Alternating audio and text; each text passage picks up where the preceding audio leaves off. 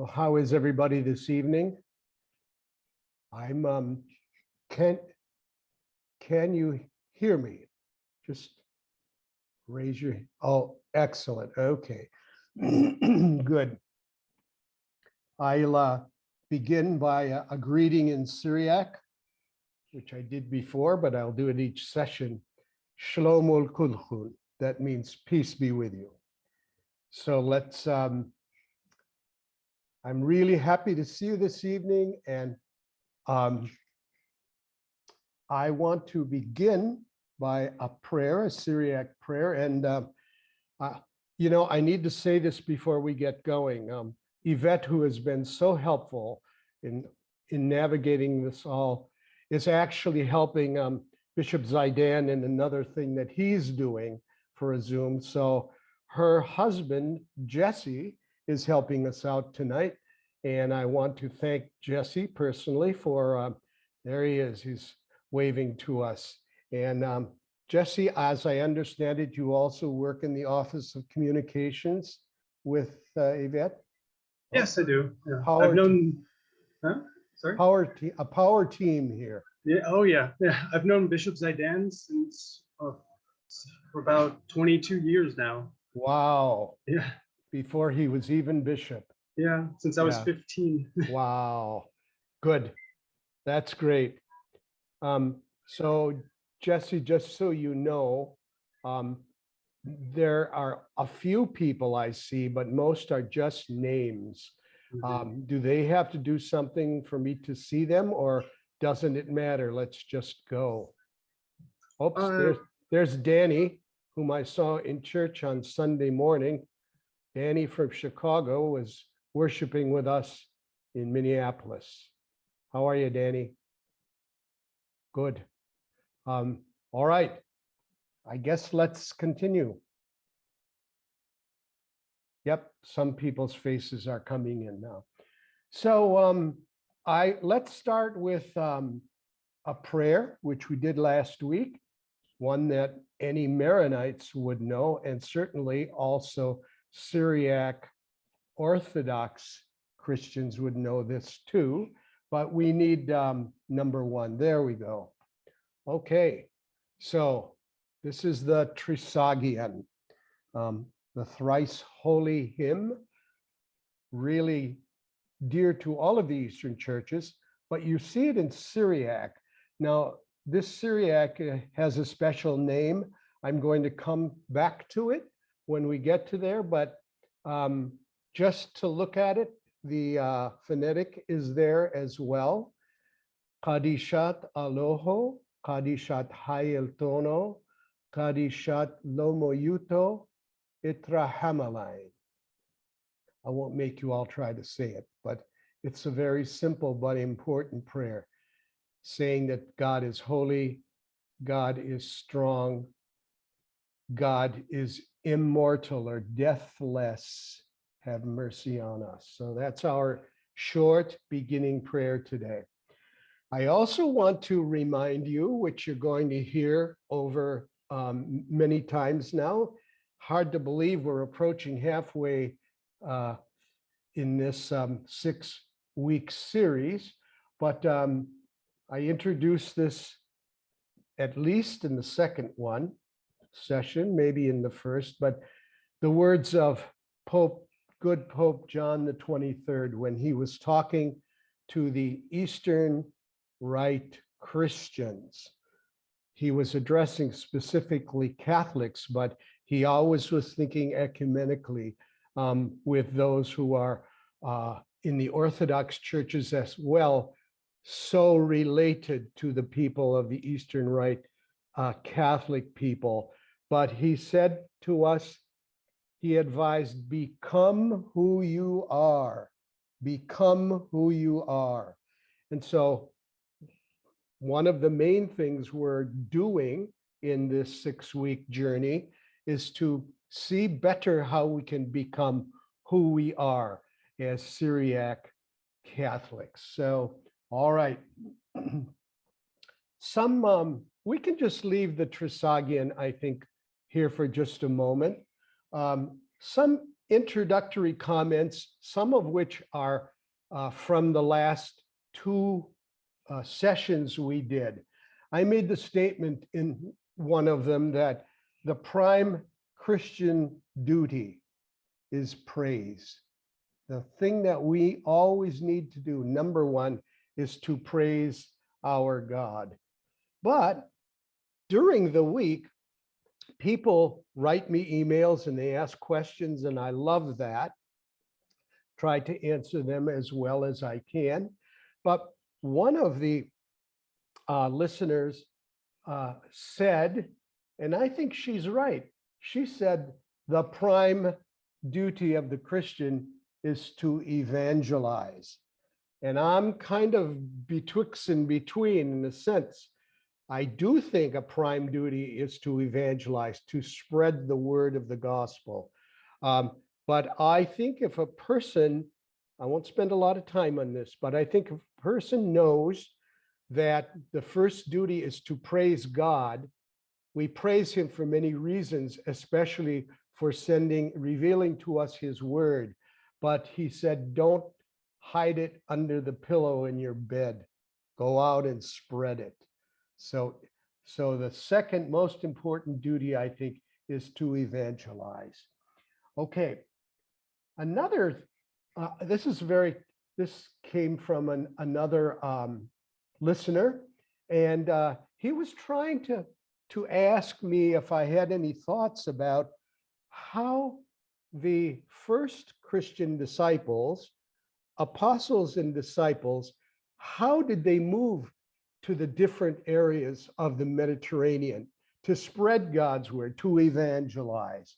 And I want now to tell you about a very, very good book that does that. It's called, well, first of all, the author is Jerome Crow, C-R-O-W-E, Jerome Crow. And the book is called From Jerusalem to Antioch, From Jerusalem to Antioch. And I think, I mean, I've read it, of course, and it's just a marvelous book. And it would say, it would be the paradigm.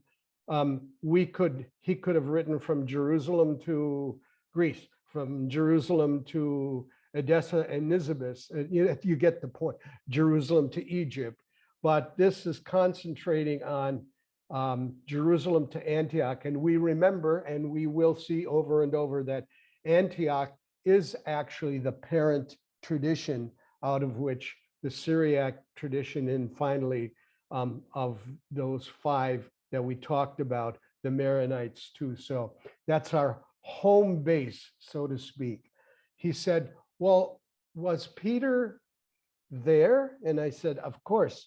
When we read Acts of the Apostles, we see that both Peter and Paul passed through Antioch, and then they ended up in Rome, where they gave up their lives for the faith. They were martyred for the faith. From Jerusalem to Antioch, Jerome Crow. Jesse, number 12, please.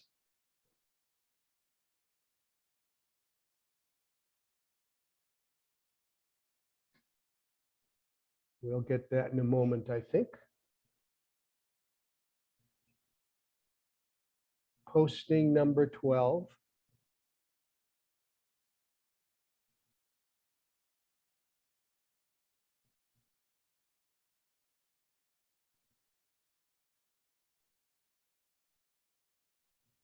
Hi, Jesse, are we there? Started sharing. There's the whole number 12. Number 12 should be, is that what I told you 12 was? This actually is something from Father Gilbert Walker, who's in our group today. And keep going, one more. There we go. Thank you, Jesse.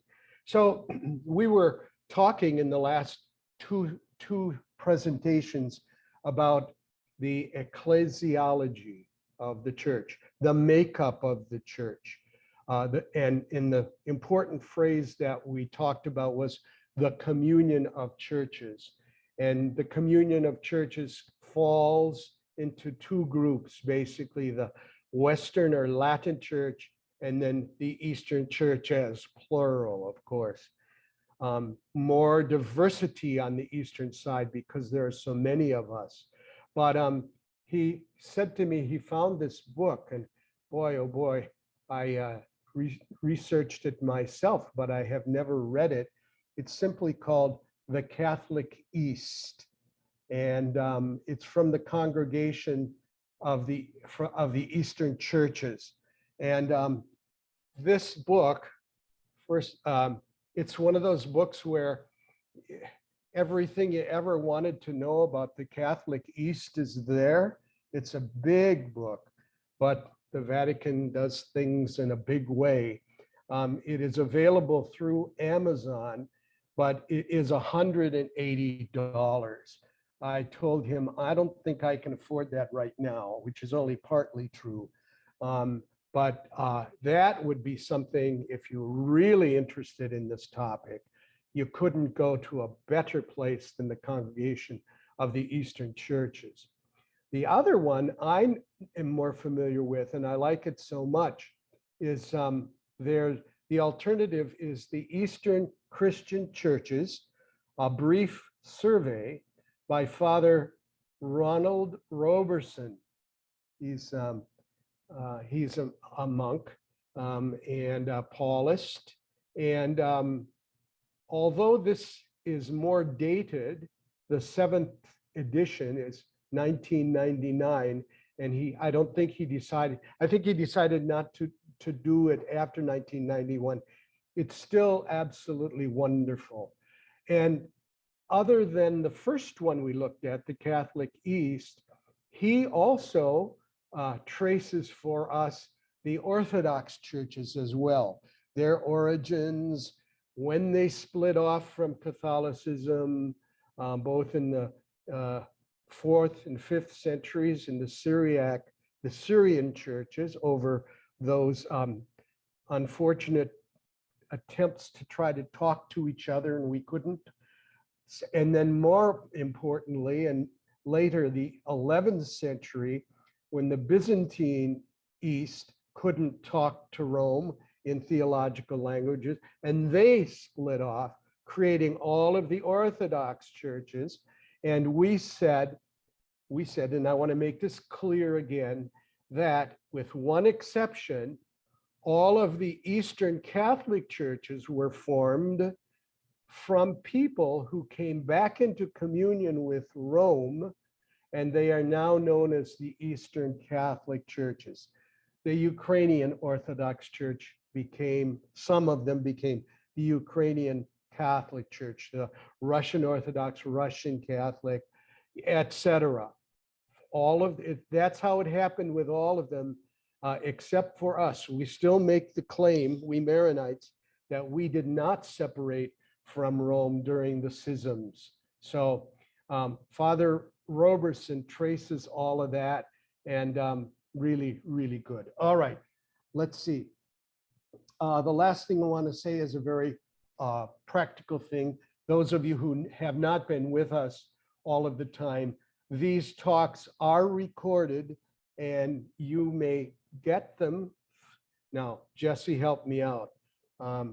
They can be gotten through this if they come on, or you can actually ask me and I can arrange that. But so these are being recorded.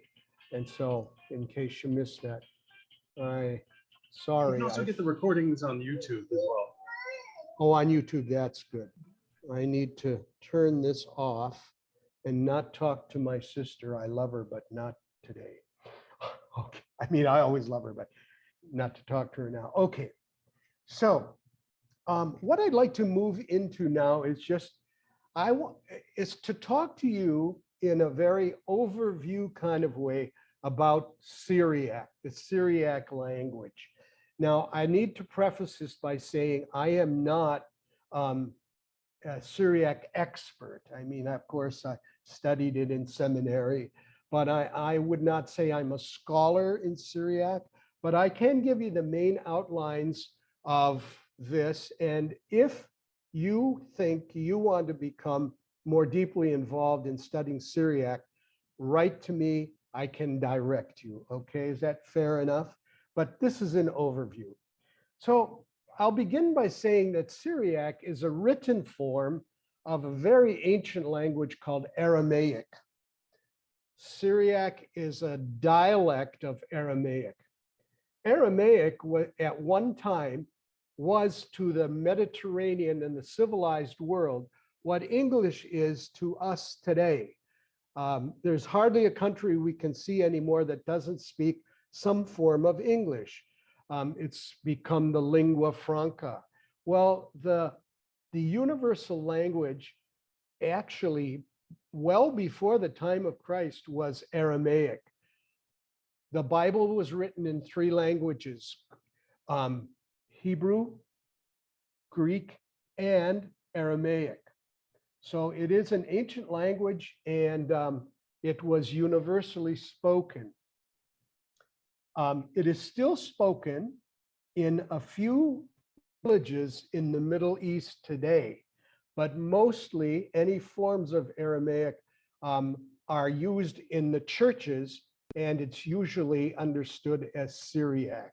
So Syriac, a spoken first and then written dialect of Aramaic.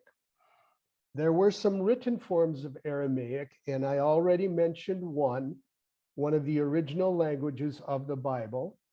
And then as it was used, okay, I'm trying to be clear here, in its Syriac written form, split into two forms. One is the Nestorian dialect. I'm not going to go into the whole business about Nestorius and his theological difficulties with the church, but that is basically the East Syriac churches and theology and spirituality and liturgy. Nestorian, Nestorian,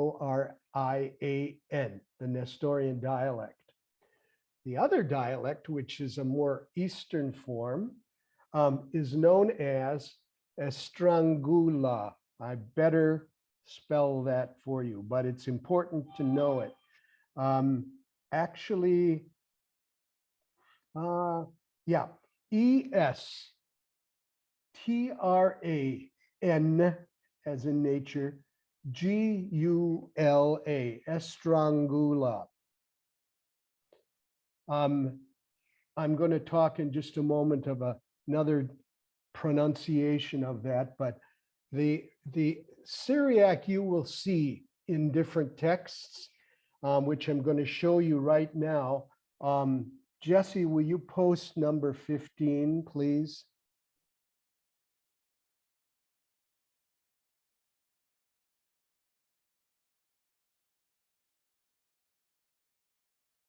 Ah, there we are. Isn't that a beautiful script? Look how nicely it was copied. This is not at all a modern manuscript. This is from a 6th century gospel manuscript called the Rabula Gospels. I'm not going to talk to you about the Rabula Gospels tonight, but I will come back to it when we get to the point in our journey where I'm going to talk about the Bible in Syriac tradition, and also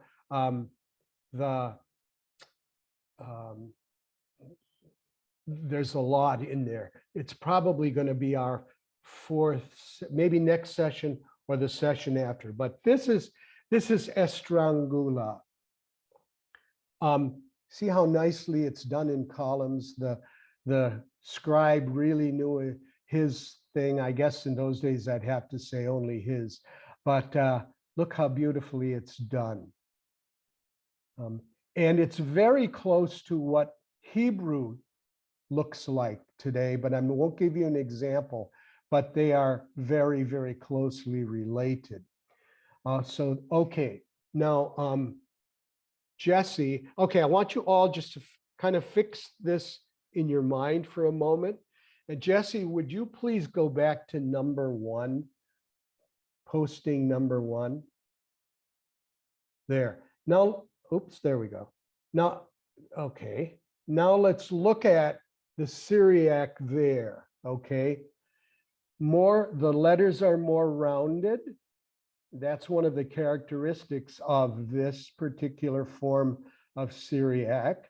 I want to tell you also this form of Syriac is what our Maronite church uses, and also the Syriac Orthodox Church uses. It's the version is called Serto, S-E-R-T-O, Serto. And the word means line. We would say today, in a sense, it's Syriac cursive. You can see the letters are, I know it's difficult if you're not familiar with the languages, but in fact, the letters are more rounded. And when you see anything in books that we Maronites use, this is the version. It came about around the 8th century, and then became very, very prominent in liturgical and theological writing. So Estrangula, the main Eastern form of Syriac, and then Serto, the later, which you're looking at now, form of Syriac. If you aren't totally confused by all of this, I wouldn't blame you, but think about it. Look at some of these things. These graphics are posted on our sessions, and we can go from there. All right. Now, the last thing I want to say in our very quick overview of the Syriac language is a word that's really important. I'll say it for you, and then I will spell it and talk to you a little bit about it. And that is the word Peshita. Peshita.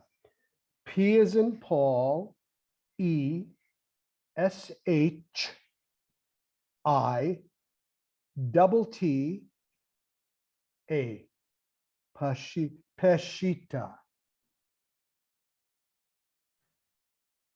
And it is going to be very important. I'm going to come back to it when we talk about the Bible in Syriac, again, in a future session. But I say it now because it's a very, very important word in Syriac. And what is the Peshita? The Peshita is a Syriac version of the Old and New Testaments. Okay? The word means simple, simple. So if you were reading the Bible, the Peshita version of the Bible, the translation is very simple and direct. Now, if you want to know more about this, I'm going to say this book I want to quote for you is in the bibliography by Sebastian Brock, B-R-O-C-K. And the book that's really, I think, very much pertinent here, it's The Bible in the Syriac Tradition. You can look it up in the bibliography for yourself. And this is a revised edition. Sebastian Brock, The Bible in the Syriac Tradition. And he goes through very carefully and clearly, because he's such a good writer. He'll tell you what the Peshita is and its origins and how it was used. All right. Now, the last thing I want to say, if you're not completely confused by all of this, there are two pronunciations of Syriac that people today who know something about it use. Namely, those people who tend to use Syriac as it was used closer to the shore of the Mediterranean in Syria there, would use the O sound. So for example, we pray, Kadishat Aloho, Kadishat Hayeltono, Kadishat Lomo Yuto Itrahamalai. You hear that O sound? When I first heard, no, I won't say this. When I first heard Syriac, I thought it sounded like Japanese, but that's another story. So the O, long O sound. So Kadishat Aloho. The people who would be more east of that, who settled in the Mesopotamia, okay, would use the ah sound. They would say Kadishat Alaha, Kadishat Hayeltana, Kadishat Lomayuta. So they would use the O, the ah sound. It's one of the ways you can almost tell where a Syriac Christian is from, either the West Syriac tradition, which includes ours, or the East Syriac tradition, which is the Church of the East, and even the St. Thomas Christians in India. So it's a distinction. And what I'm going to try to do here is, most of the time when you study Syriac and things related to it, scholars tend to use the East Syriac pronunciation.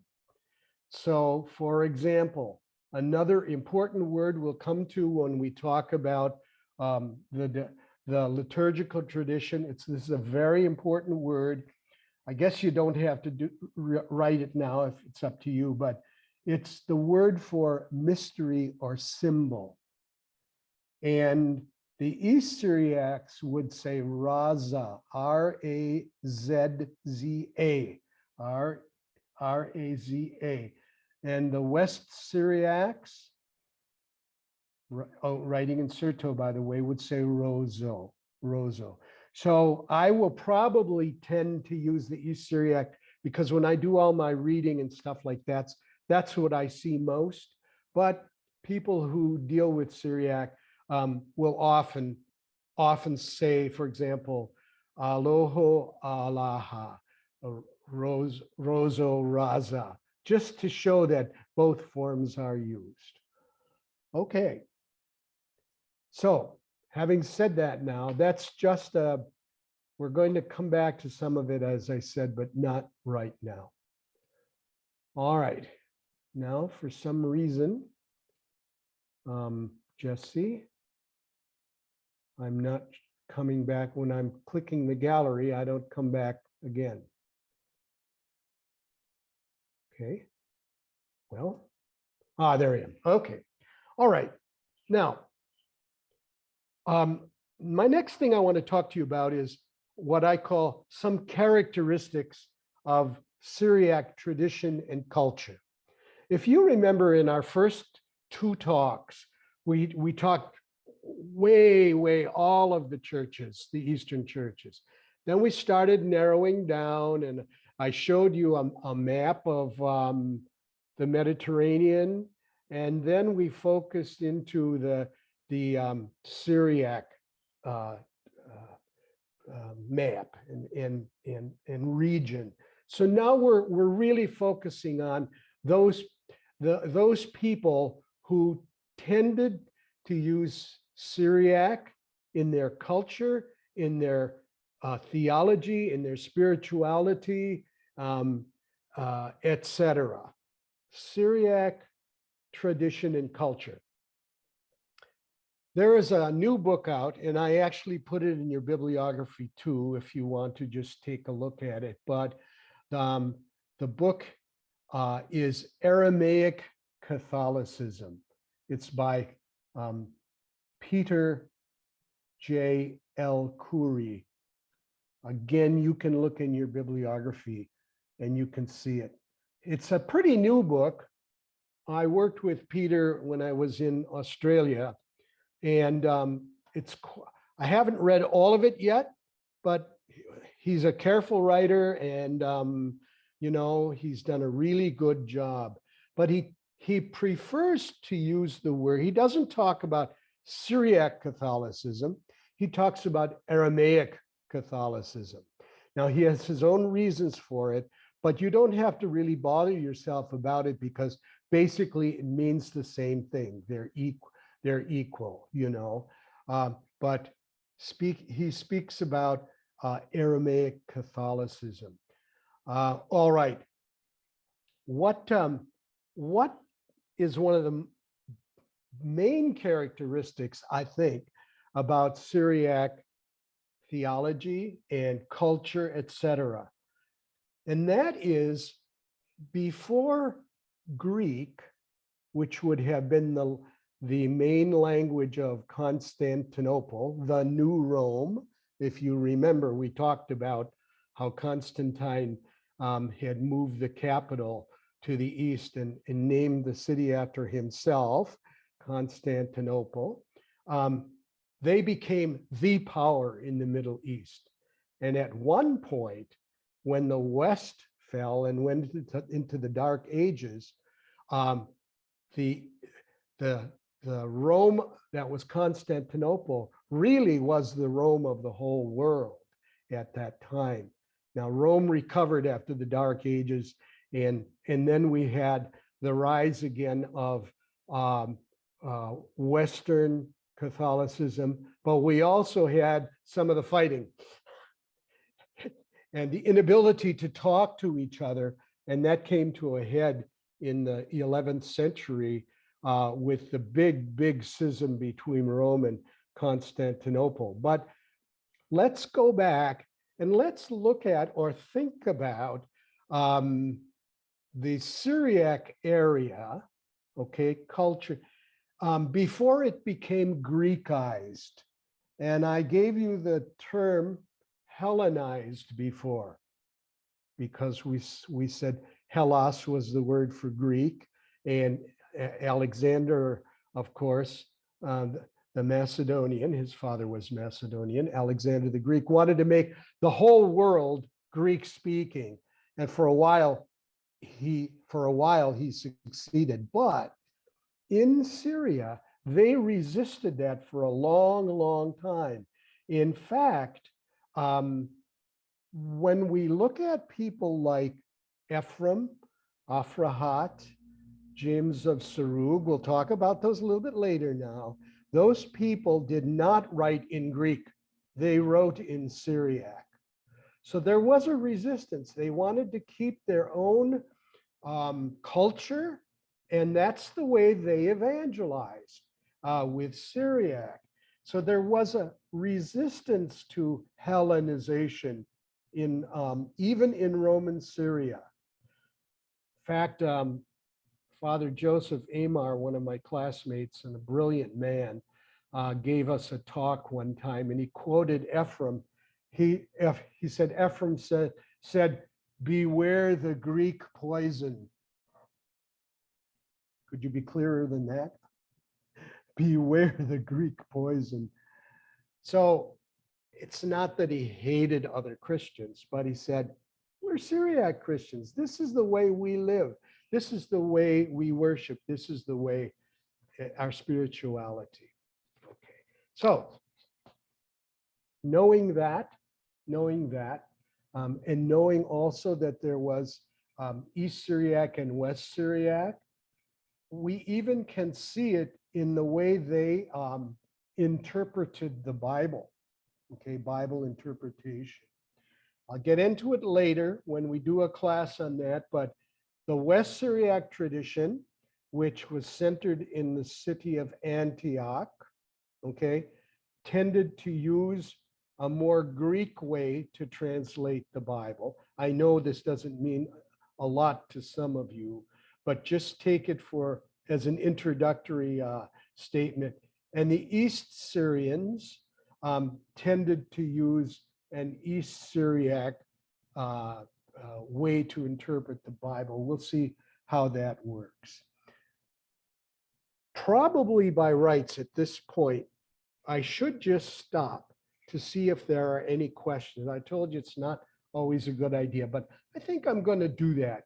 And if you have any questions on things I've said before, we can I can try to answer them. Now, you know that how to do that, where in your name, if there's a little hand that you can raise, click on it and it will appear. And then Jesse, will you please call on people as they raise their hand, if anyone does?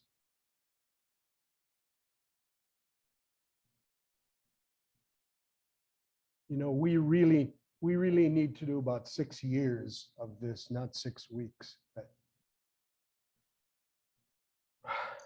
I allowed them to unmute themselves if they wanted. okay, so you have to unmute yourself and speak. Is that it? Oh, okay. All right. You're not obliged. I'm just trying to be clear, and this is a lot of stuff.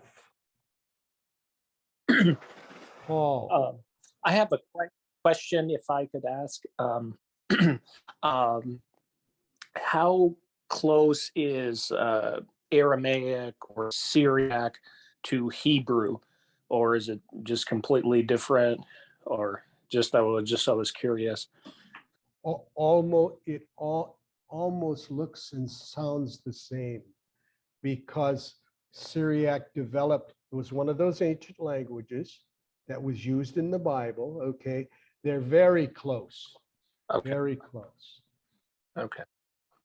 Okay, that's what I had thought. So, and then Jesus, did he speak in Hebrew or Aramaic or both, maybe? Probably he had knowledge of 3 languages. Certainly his people spoke in Aramaic. Okay. Aramaic.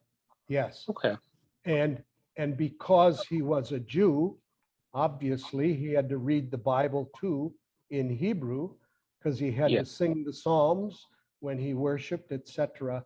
And probably because Constantinople, no, let's say Antioch, even better than that, very Greek. He probably knew some Greek as well. Now you would have to be you'd have to be an expert to see how much, okay? But it's a pretty safe bet that he knew something of those 3 languages. Okay, that's good to know. Okay. Thank you. Sure. By the way, I made the observation last week that if you remember I told you about the placard that a Pilate put on the cross when Jesus was crucified? So Hebrew, Latin, and Greek. It was very cosmopolitan. Paul, I guess. Paul's got his hand up. John Paul? Shimak. Oh, yes, that's me. I'm glad. Okay. Just my 2 cents. I have had very good luck with the materials from Zondervan Academic. Okay. In Hebrew, Aramaic, and Syriac. Good. And it just now came out also with ancient Ethiopic. And then also they have resources for Arabic and Latin. Okay. But in any event, they have a complete grammar and video lectures at affordable prices, although the video lectures are maybe a little bit pricier. Okay. But it takes you through the language enough to the point where you can make heads or tails of the Peshitta. And that for me was a pretty good starting point. And then there are other books out there, but I found those resources to be very user-friendly. Great. That's a very good, thank you, John. I'm sorry, I was calling you Paul. That's your middle name. That's okay. John Shimak. Great.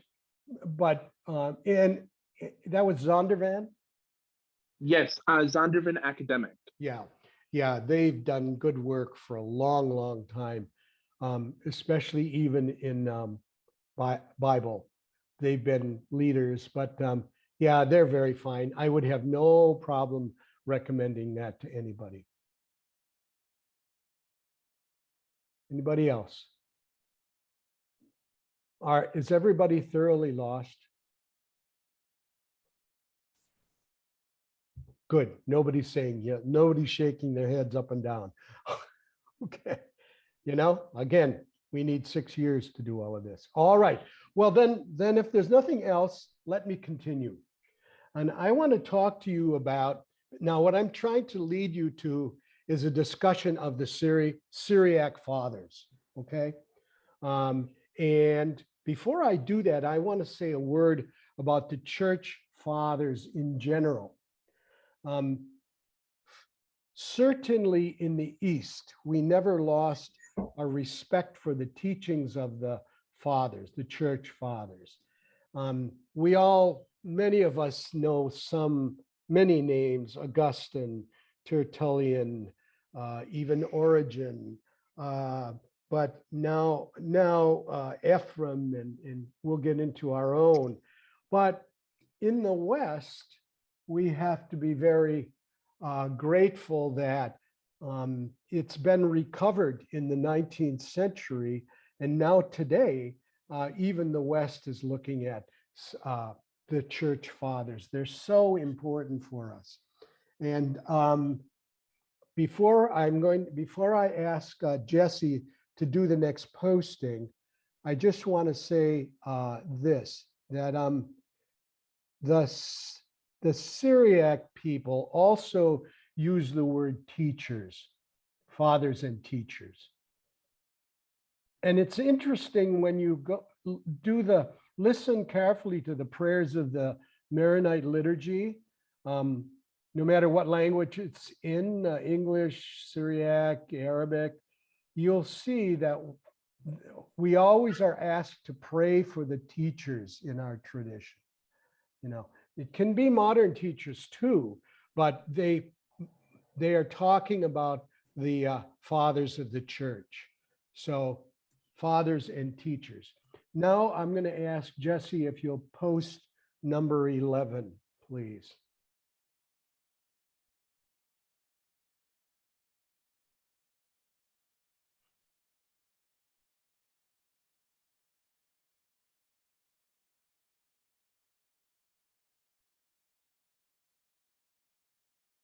Good.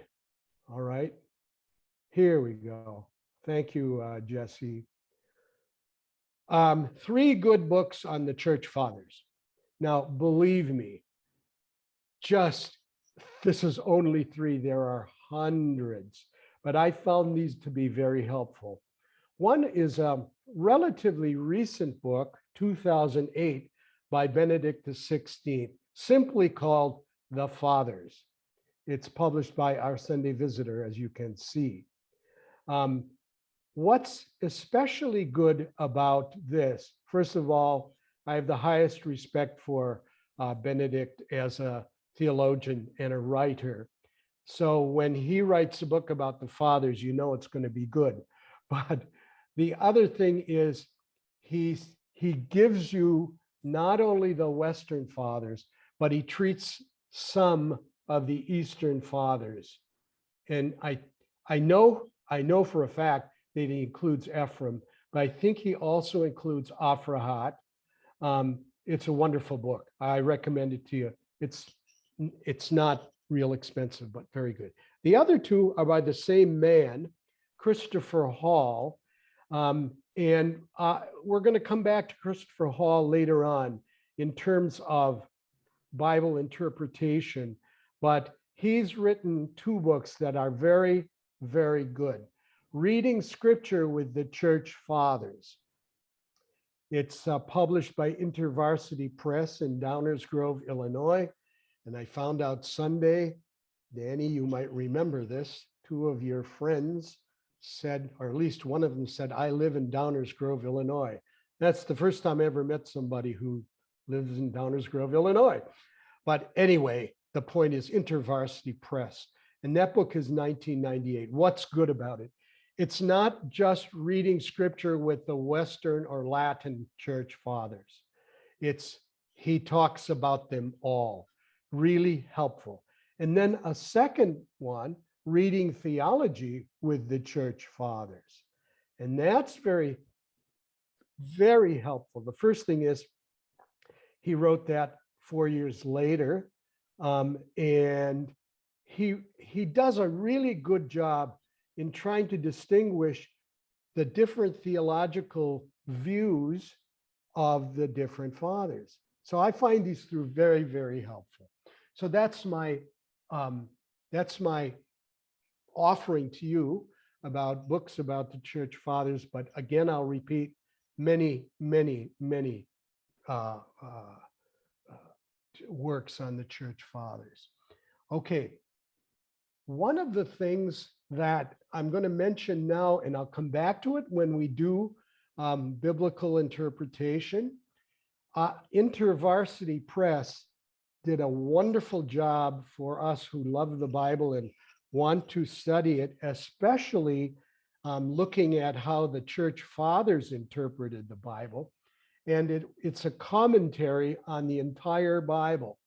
And when I mean the entire Bible, I mean there's a verse from the church father on every verse of the Bible. And it includes the Apocrypha. In other words, those books that some, if you know something about biblical interpretation, not every Protestant accepts the Apocrypha, but this InterVarsity Press included the Apocrypha. And isn't this amazing? And it's all the different church fathers. It's just really good. So I wanted to mention that now. So let's see. All right. At this point, questions? Are we okay? Hey, Father Tony, I'll Yeah. just relate something that I heard recently, and Okay, John. was from a Catholic speaker and writer by the name of Steve Ray, Okay. and he's a convert to Catholicism, and Okay. he was being somewhat tongue in cheek, but he said, if you don't want to make the mistake of, or if you don't want to end up having to become Catholic, whatever you do, don't read the church fathers.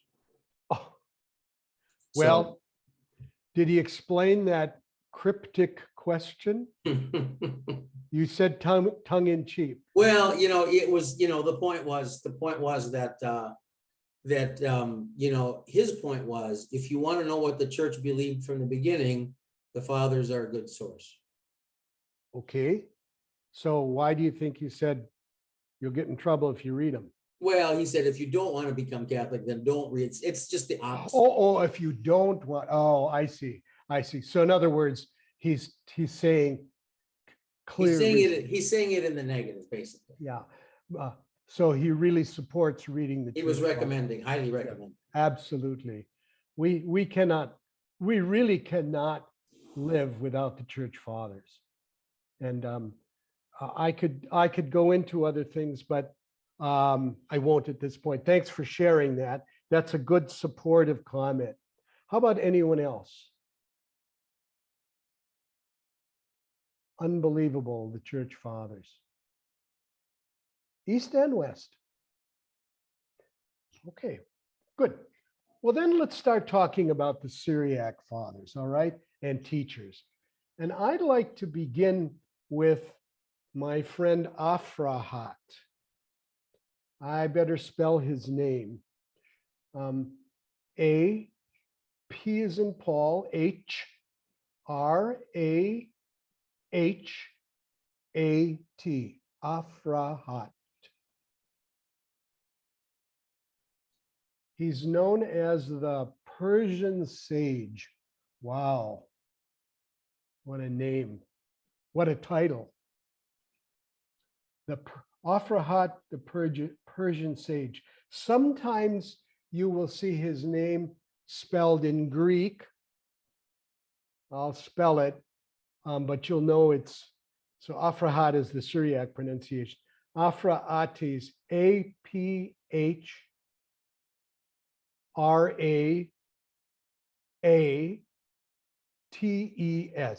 Afrahates. That's the Greek name. He lived between the years between 280 and 345. So he's a contemporary of Saint Ephrem. They probably knew, possibly knew each other, but probably knew the writings of each other. And why Afrahat, and his most famous work, which we have had translated for a long, long time, are the demonstrations. The demonstrations by Afrahat. And he's talking about a lot of church things, but he includes sacraments. In our early understandings of the development of the sacraments, we can get a lot from Afrahat. He was an ascetic. In other words, he was not married. He was a celibate, and he was an ascetic too. The two are they're very related. But so he was he a monk? It's almost hard to say he was a monk in the sense of monasticism was developing, monasticism as we know it today, but he certainly was living as a monk. Very, very. Where was he living? He was living in Persia, part of what is known as the Sasanian Empire. I'm not going to go into that, but let's just say ancient Persia. So he was dealing with a lot of things that as a Christian, he would try to teach early Christians, especially in the Syriac tradition. Last week, I mentioned, for example, Zoroastrianism, and that was very, very prominent in Persia. So he would be talking to people who were converting from Zoroastrianism, but the big Jewish communities in Persia as well. So he was writing to them. So yeah, my notes here, he was a near contemporary to the slightly younger Ephrem the Syrian.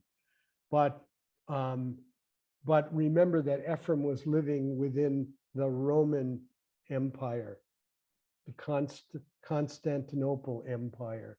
But nevertheless, Afrahat was a pretty clear Persian. He's also sometimes called the Persian sage. Why is why else is Afrahat important?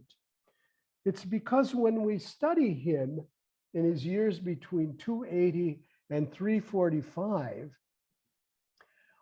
we've got a window into how Christianity was filtering into Syria. We don't always know a lot about how Christianity came into Syria. But now with looking at people like Afrahat and his writing and seeing how he's doing, we have a window into that process. So that's why he's really, really important. So I'm not going to say anything more about Afrahat. You can certainly Google that. And if you're going to find a very interesting thing, especially reading his demonstrations, it's important. Let me move on. I'm going to save my discussion of Ephrem later on, but I'm also going to name James of Serug. It's Jacob or James of Serug, S-E-R-U-G-H.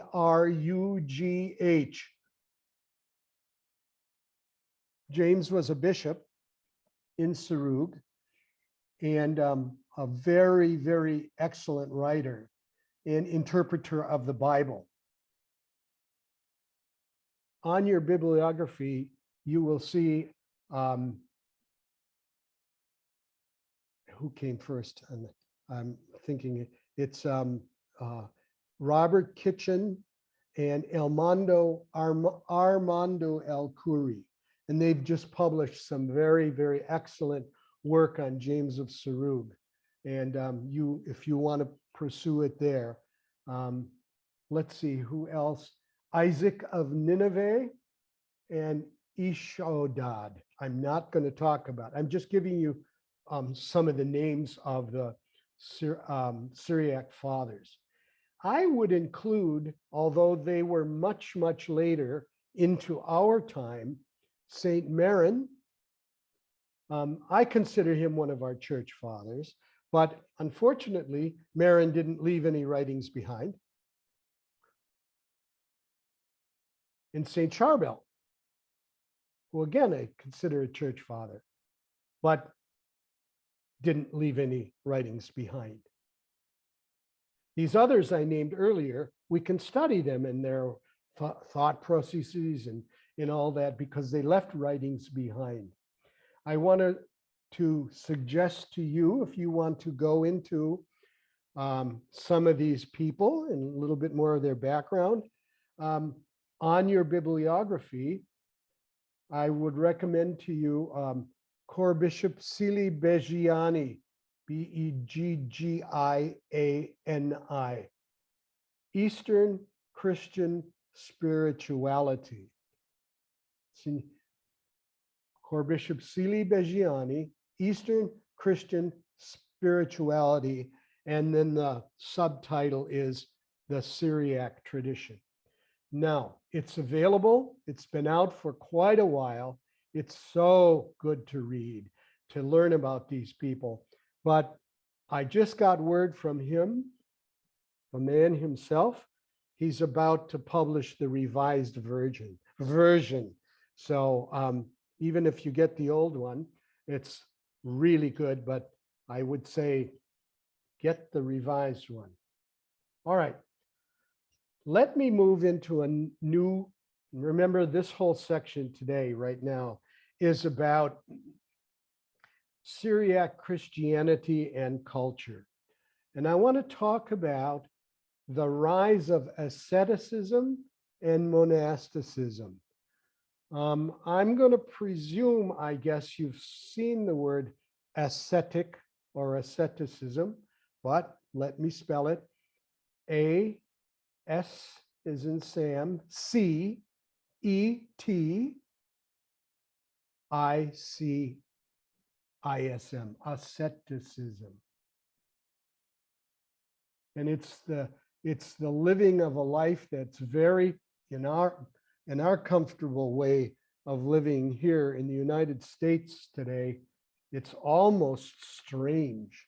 They gave up almost everything. They were fasting all the time, sometimes praying all the time. I don't know when they slept, but to be an ascetic was to be a rigorous, very strict Christian, focusing only on my life as it goes to God.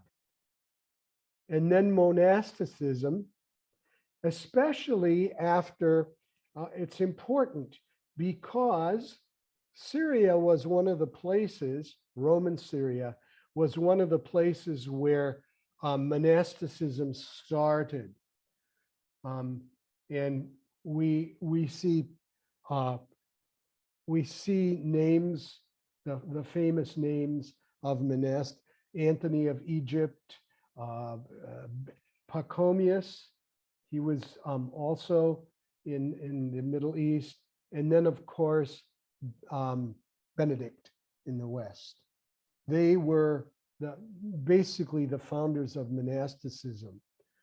And we see some of those orders still are around today.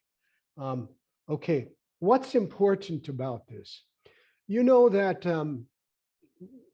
Roman emperors didn't always like Christians until Constantine came along. And we know the stories of martyrs going to their death in Rome, in the arena, whether it was wild animals or burning on a cross or whatever. We know a lot of those stories, but those martyrs, and we remember the martyrs today so much, even as we pray. But finally, what happened when the Roman emperors stopped persecuting Christians in the arena, Christians began to do a different kind of martyrdom. And the different kind of martyrdom was monasticism and asceticism. It was a way to, I guess in a way you could say, punish your body, to heal your soul. But they deliberately took on the idea of suffering as something positive. It's a way to be another kind of martyr, so to speak. We know that Bishop Ignatius of Antioch was ordered to go to the arena in Rome, to go to his death. And he had written letters to different communities as he found his way from Antioch to Rome. Now we're talking about a time when that's done. Martyrdom is not done the way it was at first, but we talked about this, I think, in the first class, and one of the students said, I guess I don't understand all of this, and that is Simon the pillar sitter, Simon Stylite. Okay, some of you are nodding your heads, yes. Sitting on top of a pillar, okay, that was, they think, was only about 6 feet square. And for 40 years, he sat atop that pillar and just prayed. I don't know when he slept, but he was extremely, extremely famous. We need some graphics here, Jesse. Can we post number 8 first?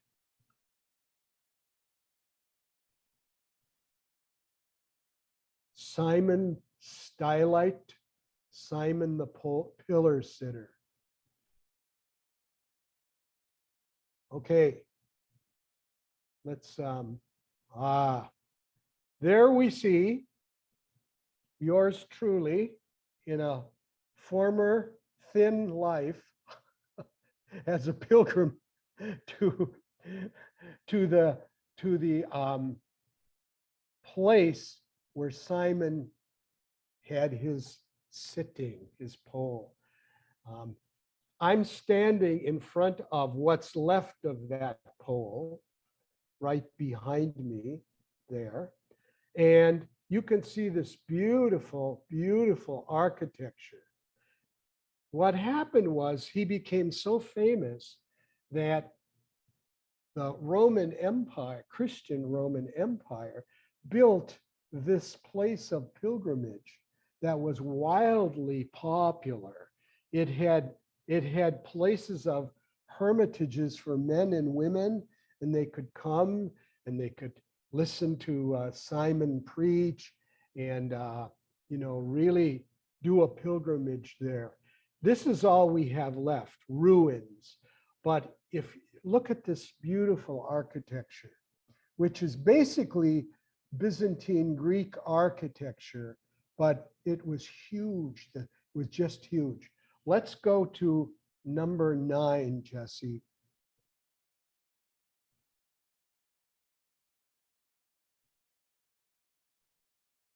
From Danny to everyone, okay. Where was the pillar? Okay, okay, Danny, I'll talk about that in a moment. We have a question from Danny Tabbitt, but I want you to look at the top of this pillar. You may not think this is anything at all, but if you know anything about Greek architecture, there were 3 kinds of pillars: Doric, Ionic, and Corinthian. And the Corinthian was the most elaborate kind of pillar. And when you see architecture from that time, it's very well done. And they often would use acanthus leaves. Now, if you look at the leaves in this, I know this is not a really big thing, but I find this very, as someone who appreciates art, these acanthus leaves are slanted as if they're blowing in the wind. It's just very creative, very nice. And I just thought you might like to see it. Let's go back, please, Jesse, to number 8. Okay, so Danny, I'm trying to answer your question. The pillar was in the middle of the church. This was in the entrance to the sanctuary, and the altar was behind, but it was standing there. But do you mean where was it in the monument, in the church? So I'm wondering where it is that you visited, because I would love to go there maybe one day. And Yes. also whether the pillar was there first and they built the church around it later. The pillar was there first. Okay. Okay. And because he became so popular and so spiritual and holy and fed people in so many ways spiritually, it became a place of pilgrimage, huge church. Again, as I said before, hostels where men and women could stay. Now, this picture was taken less than 20 years ago. It's still there. Praise God, it has not been destroyed by terrorists, but this is all that's left of it. But if you use your imagination, and you know what I do sometimes, you might want to do this too. Sometimes when I'm interested in some kind of, ancient ruins, I'll look up, what do I want to say again? What is the word they usually use? Not reconstructed or revisualized. You might be able to look up this monument or church of pilgrimage to Saint Simon the Stylite, and you might see a reconstruction of it. I really find those things quite interesting. Okay. Does it answer your question, Danny? Yeah, I looked it up and it says it's outside of Aleppo in Syria. Outside of, yeah, so sure, outside of Aleppo. Well, I hope you get there sometime. I tell you, it was quite a spiritual experience for me.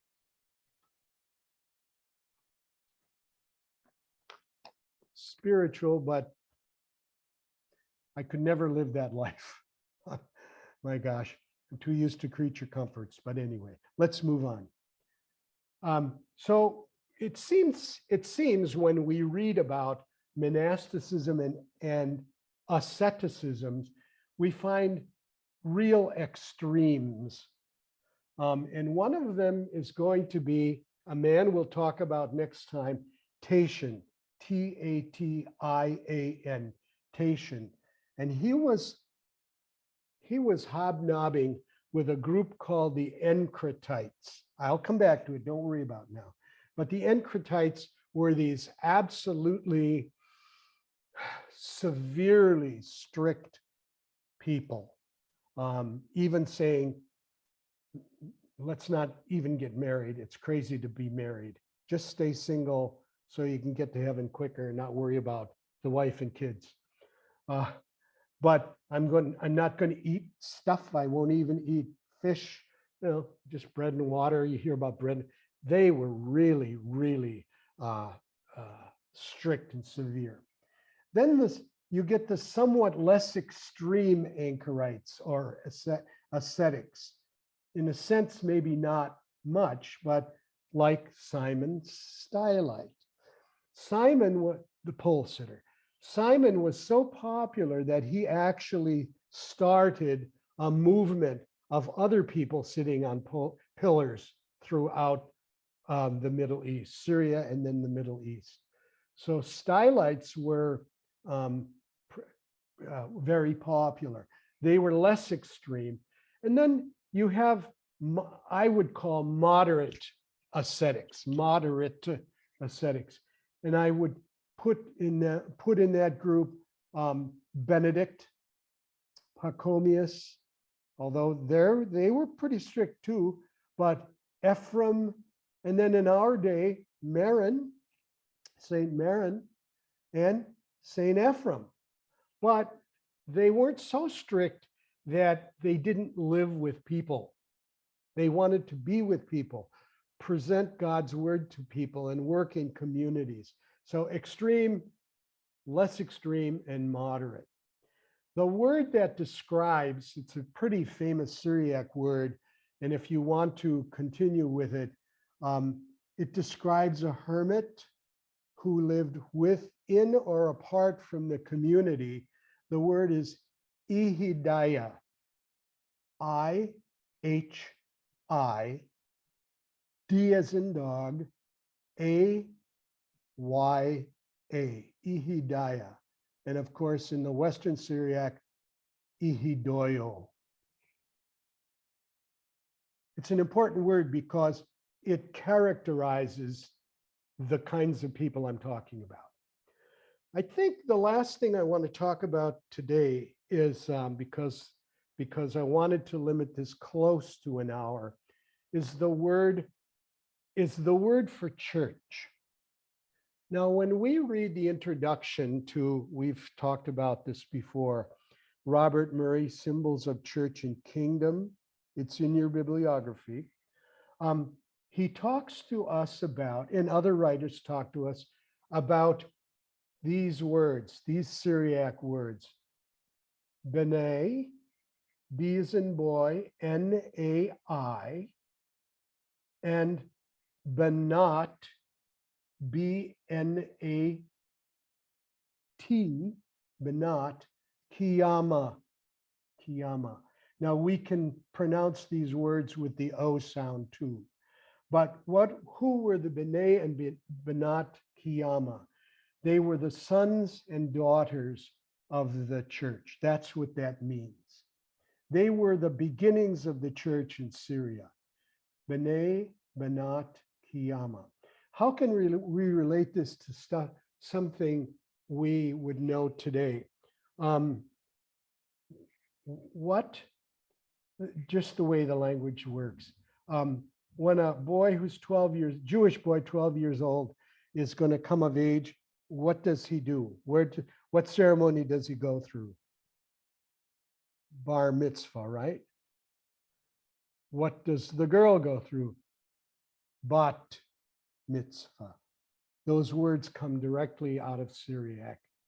Okay, so we have B'nai and Banat Kiyama, sons and daughters of the church. And if you do have the book Symbols of Church and Kingdom, you can read about it in there, or you can Google it as well, and find something. This is going to be the last thing. Please, Jesse, the last number 10. Will you post that for us?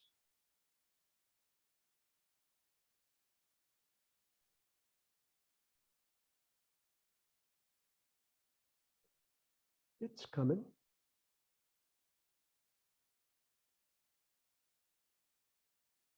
There we are. Can we pick that up? There we go.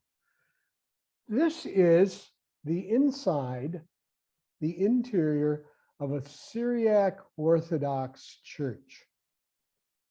Please note a clear distinction between where the people sit in front, then the wall with the two icons on either side of the door and the one above the door. Beautiful icons, by the way. And then inside you see the altar with a cross on it. And so what happened, I show that to you because probably our earliest churches were built like this. But we don't know this for sure, but I refer in the bibliography to a book by, her last name is Loosley, L-O-O-S-L-E-Y, and it's called the Bema.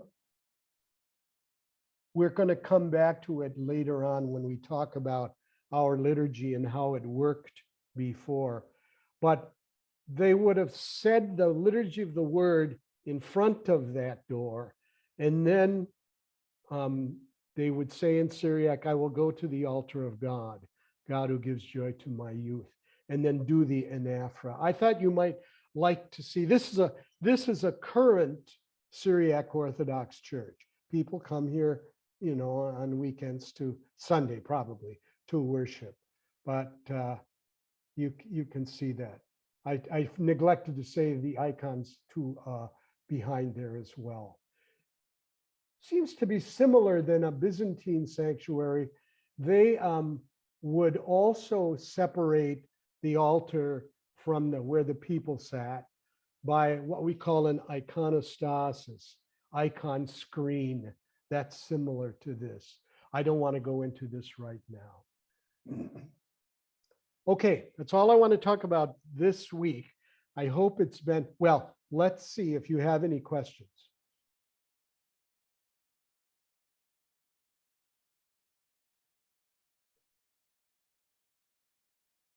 You know, I tried to bring you into a world that you probably have never been to, but has been around for a long, long time.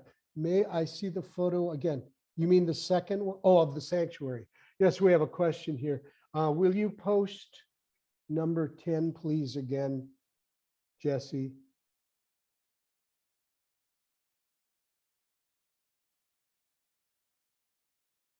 I forgot where I forgot where I saw this, but it might have been in Aleppo, Syria, or Damascus. I'm not sure. Okay. Okay. And let's see. Do we have another question? Danny, did I see you raise your hand, or? I just said thank you to Jesse and to you, Father Tony. But there was a question from the chat earlier from Joseph. He said, what was the title of the commentary on the entire Bible? Oh, yes, thank you. I'll say it now, but I will say it again too. Ancient Christian commentary on, okay, I'm going to leave just a moment and go get it so I don't give you the wrong title. It's very close, but hold on, please.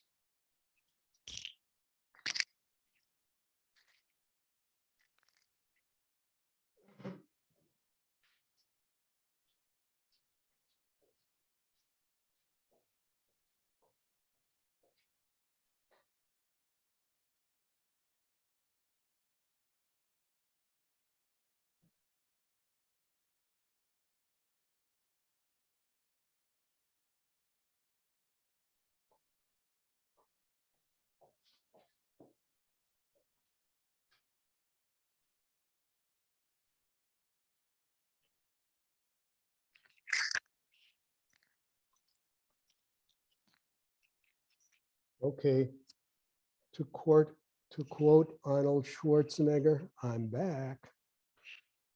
All right, let me hold it up. Can you see it?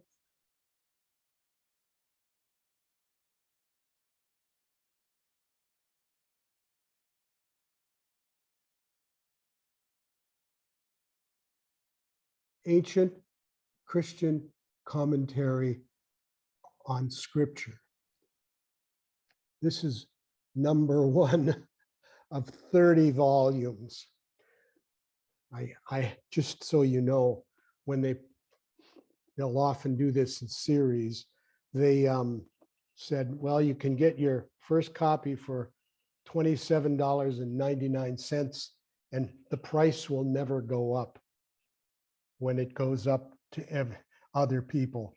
But I never paid more than that for each volume. It's worth every penny. It's just wonderful. Any other? Father Tony, I was wondering, how similar is the Syriac Catholic liturgy and the Syrian Orthodox liturgy to ours? You would recognize them both. Very similar, very similar. What we did is we marinated it. So we have things in our liturgy, and they're not, I mean, we know of the Latinizations that happened. Those weren't good things that we took on. We not only took on in Latin things, we brought in some Byzantine things too. And those had to be taken out after the council said, go back to your roots, become who you are. But you would reckon, in other words, I've seen this said, written many other times too. Probably the closest thing to us as Maronites in the Orthodox tradition is the Syriac Orthodox tradition. Can I go away for a minute and I'll be right back? I'll have an illustration. Hold on.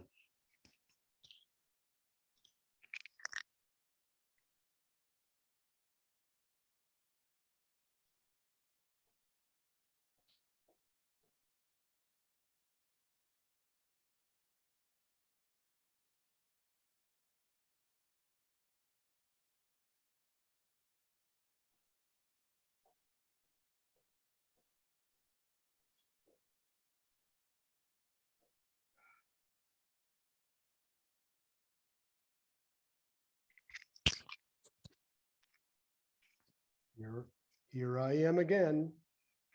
Schwarzenegger has returned. Okay. Another show and tell here. I have with me. Okay.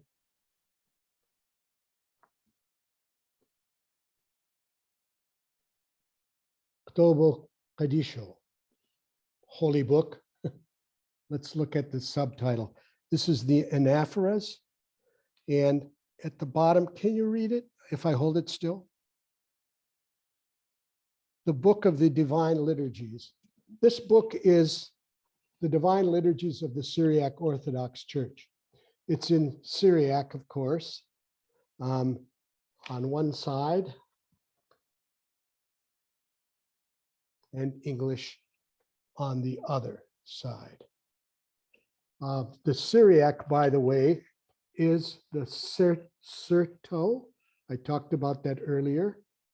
So this is the form of Syriac that came into the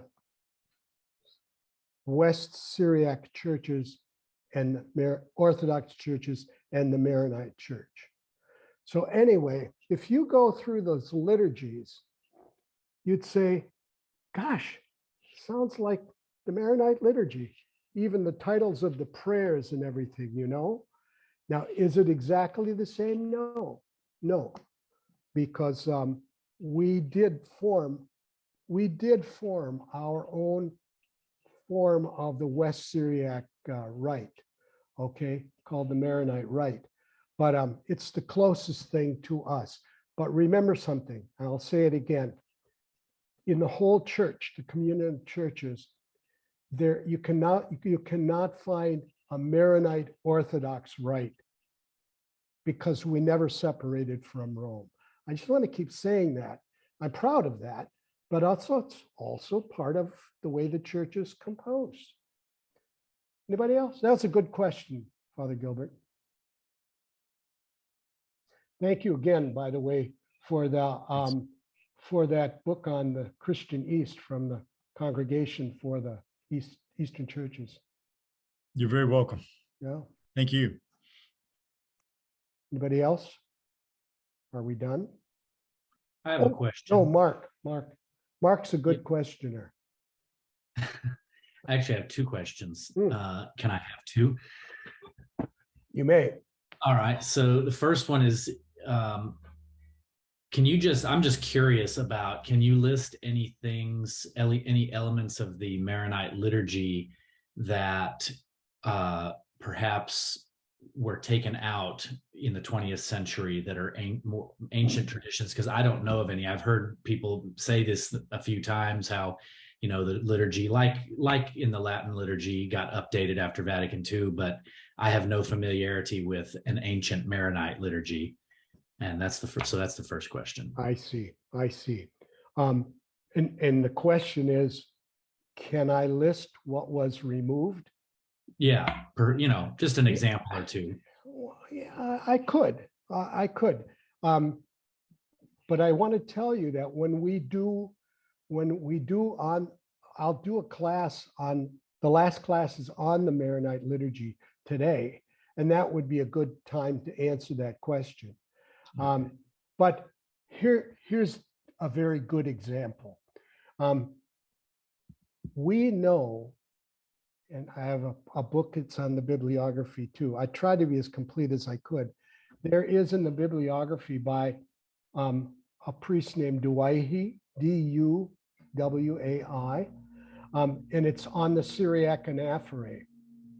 And we know that we have a whole lot of anaphoras, not just 4 or 5. Okay, but let's just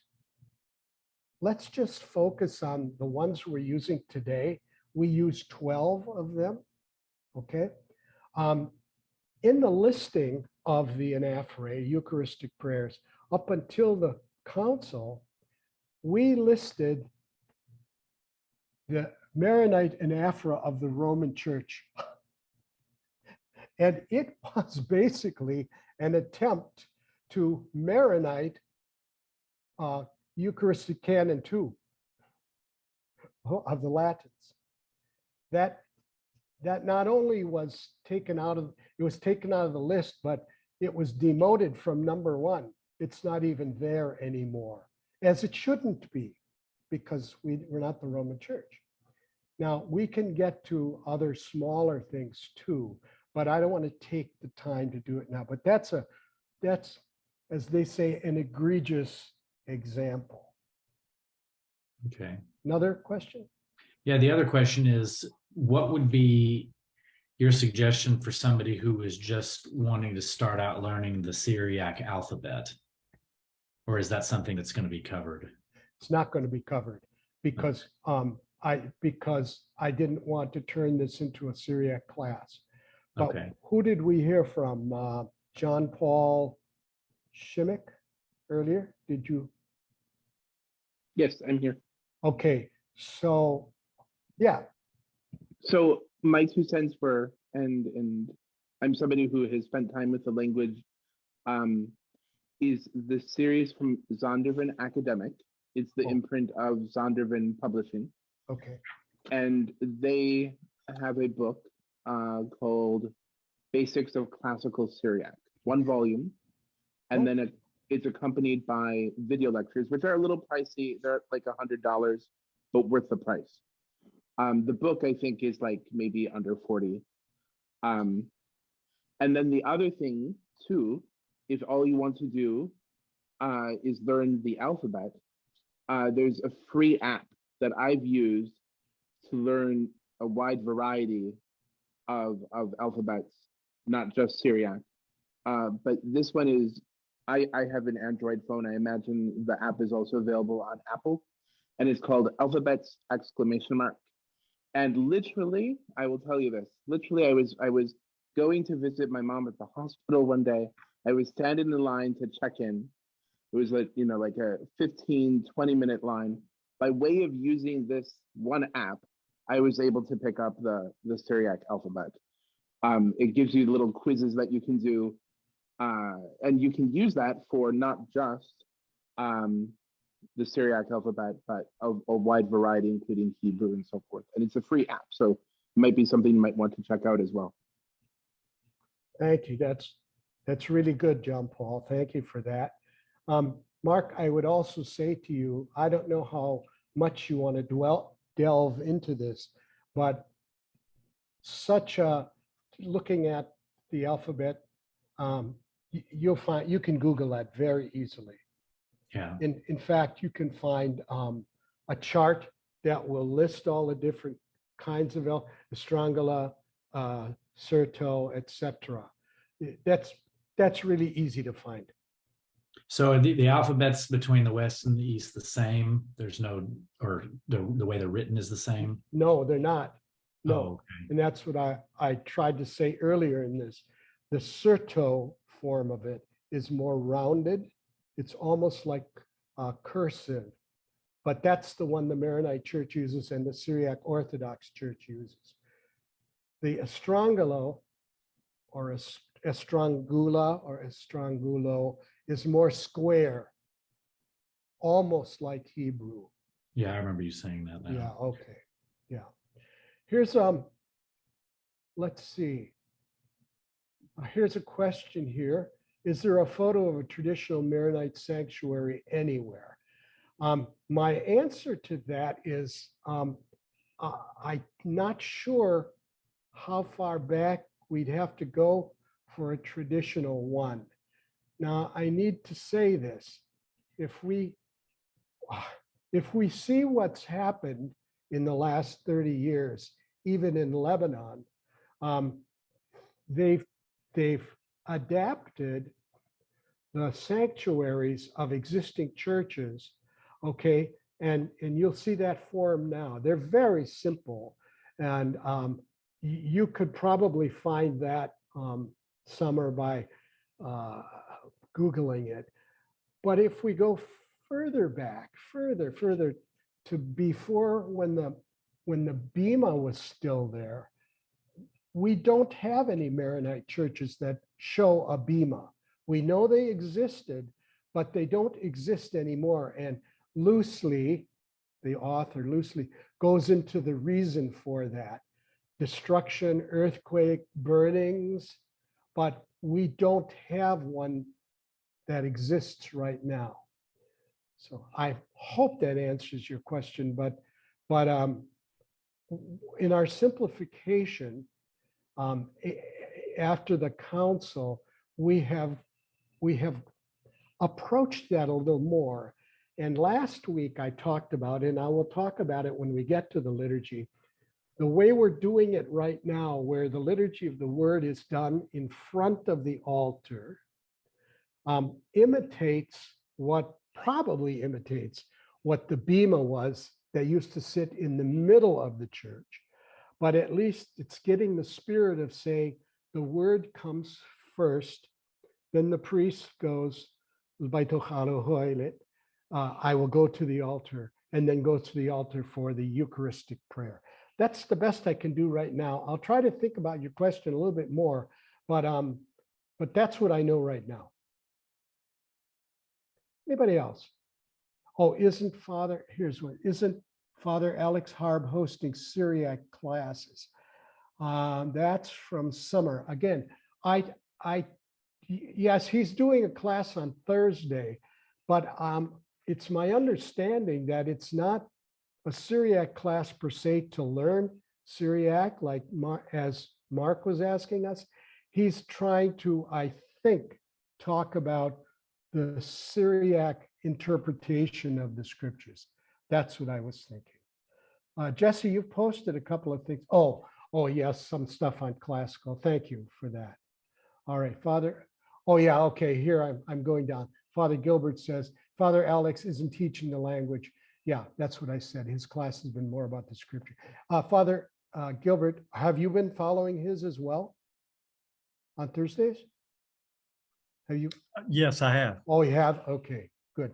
I'm sure it's done well, but you're here and I'm happy. Can you type the app name here? I think, well, Summer again is asking, is that the one that's up before here? Is this for class? Father, this is just the text chatting between me and some other people about the Syriac Okay, class. okay, I see. Okay, Yeah, thank you. Thanks for clarifying. Thank you for being Good. so attentive. Thank Well, I'm trying. Yeah, you're welcome. Okay, John, are you still raising your hand? John Paul Shimmick, I see your hand raised. Sorry, no. Sorry. Okay. Anybody else? Well, I really thank you all for your, this is really great to see you all. And I hope it's been helpful. And I hope it will be more helpful. It's just like, whatever, this race through a lot of stuff, but it gives you the highlights anyway. I want to thank Jesse You've been so good You're welcome. and helping me, especially with the technical parts of this stuff. All right. Well, God bless you. Have a good week. And don't have a good week and do good. Keep us all, let's keep each other in prayer, huh? Shall we close with the Trisagion? How about if we sing it? Some of you could sing it. I know you're singers, but you don't have to unmute it to do that. Kadishat Aloho Kadishat Hayono Kadishat Lomo Yuto Yitrahan. Yay, I love it. God bless you. See you next week. Bye. Bye. Okay. Bye, everyone. Oh. A young